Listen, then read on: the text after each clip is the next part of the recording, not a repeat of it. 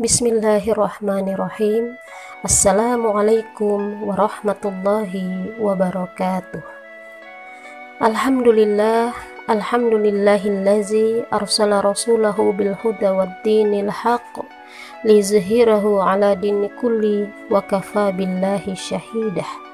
Asyhadu an la ilaha illallah wahdahu la syarikalah wa asyhadu anna Muhammadan abduhu wa rasuluh la nabiyya ba'dah. Sahabat muslimah rahimakumullah, al-ummu madrasatul ula.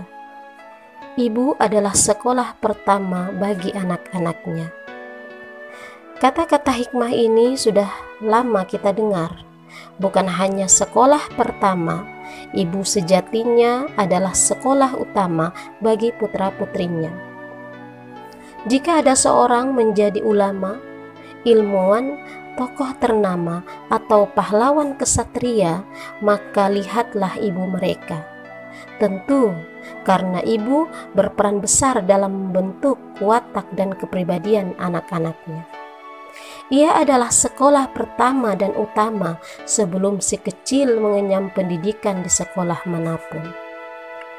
Layaknya sekolah, ibu sejatinya adalah gudang ilmu, pusat peradaban, dan wadah yang menghimpun sifat-sifat akhlak mulia. Hanya dari sekolah semacam inilah lahir anak-anak yang solih, cerdas, dan alim, dan juga berakhlak mulia. Sahabat muslimah rahimakumullah, sejarah panjang masa keemasan Islam yang berlangsung dari awal tahun hijrah sampai sekitar 14 abad sesudahnya diwarnai oleh banyak orang besar. Para khalifah menorehkan namanya sebagai pemimpin terbaik saat itu. Para pejuang membawa Islam dalam kemenangan gemilang. Mereka tidak takut mati, bahkan mati di jalan Allah menjadi tujuan tertinggi hidup mereka. Para ulama berjuang dengan tinta dan pena mereka, karena merekalah kita mengenal dan bisa mempelajari Islam sampai saat ini. Di balik sosok-sosok hebat mereka, ada sosok-sosok yang tak kalah hebatnya. Nama mereka memang tak diukir oleh sejarah, namun harum semerbak oleh prestasi yang ditorehkan anak-anak yang mereka lahirkan dan mereka bentuk. Merekalah para ibu teladan zaman. Ibu-ibu tersebut menggembleng anak-anak mereka dengan iman, mengokohkan ketundukan mereka pada aturan Allah, serta menyemai bibit keberanian, pantang menyerah dan semangat untuk mengejar ridho Allah dalam perjuangan.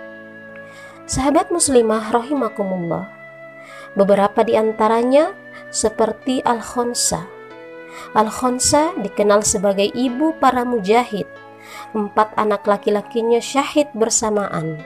Mereka bertempur gagah berani berkat motivasi luar biasa yang ditanamkan ibu mereka sebelum perang.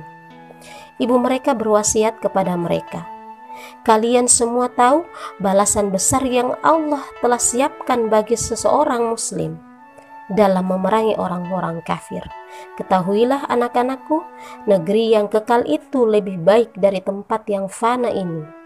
Andai kata esok kalian masih diberi kesehatan oleh Allah, perangilah musuh kalian dengan gagah berani. Mintalah kemenangan kepada Allah atas musuh-musuhnya." Usai peperangan, Al-Khonsa mencari kabar tentang putra-putranya. Kabar syahid pun didengar oleh telinganya. Anak-anak yang ia cintai telah syahid di medan perang. Ia kemudian berkata, "Segala puji bagi Allah yang telah memuliakanku dengan kematian mereka. Aku berharap Robku mengumpulkanku bersama mereka dalam kasih sayangnya." Bukan hanya itu, para imam mazhab, Imam Malik, Imam Syafi'i, dan Imam Ahmad bin Hambal dibesarkan sebagai anak yatim. Begitupun perawi hadis besar Imam Al-Bukhari. Ibu mereka berjuang keras untuk mendidik mereka dan mengantarkan mereka kepada para ulama besar untuk belajar. Mereka rela mewakafkan anak-anak mereka untuk agama Allah Subhanahu wa ta'ala. Sahabat muslimah rahimakumullah, Masya Allah, inilah para ibu teladan zaman. Mereka menanamkan pondasi agama yang kuat pada anak-anaknya sehingga mampu menjadi pemimpin, pejuang dan ulama terbaik pada zamannya. Mereka menjadi generasi yang tangguh, generasi emas yang gemilang. Kegemilangan generasi pada masa kejayaan Islam tampak berbeda dengan gambaran generasi saat ini. Generasi saat ini begitu jauh dari tuntunan agama. Iman dan kepribadian mereka rapuh. Arus sekularisme, kapitalisme, liberalisme, dan pluralisme telah menghantam mereka sehingga membuat mereka hanyut dalam kehancuran. Sahabat muslimah rahimakumullah, dalam sebuah keluarga, kehidupan anak itu bermula. Disinilah ia mendapatkan pendidikan yang pertama dan utama. Disinilah ia mendapatkan penanaman akidah dan sakofah Islam sejak dini, hingga mereka menjadikan Islam sebagai jalan hidup mereka. Gurunya adalah orang tuanya. Karena ayah terbebani kewajiban untuk mencari nafkah, maka tugas ini banyak jatuh di tangan ibu. Rasulullah Shallallahu Alaihi Wasallam telah menggambarkan pentingnya fungsi ibu dalam hadisnya. Seorang perempuan adalah pemelihara di rumah suaminya. Ia akan dimintai pertanggungjawaban mengenai apa yang menjadi tanggung jawab pemeliharaannya. Hadis riwayat Al-Bukhari.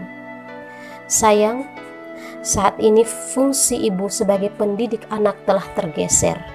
Para ibu disibukkan dengan upaya mencari nafkah, sebagian karena dorongan kebutuhan ekonomi, sebagian lagi dari mereka termakan propaganda kesetaraan gender. Sahabat muslimah rahimakumullah, untuk itu dalam kondisi seperti saat ini, kita para ibu selayaknya menoleh kembali sejarah para ibu hebat pada masa lalu, meneladani upaya mereka, mengambil semangat perjuangan mereka, mengikuti langkah mereka dalam mencetak generasi emas, khair ummah ukhrijat linnas, umat terbaik yang dilahirkan bagi manusia. Saatnya kita bangkit sekarang. Kita coba untuk mengevaluasi dan memperbaiki diri kita agar sanggup menjadi seorang ibu pejuang, ibu yang tangguh, yang melahirkan anak-anak yang tangguh. Demikian, semoga bisa bermanfaat bagi kita semua. Al-haqqu min rabbikum. Wassalamualaikum warahmatullahi wabarakatuh.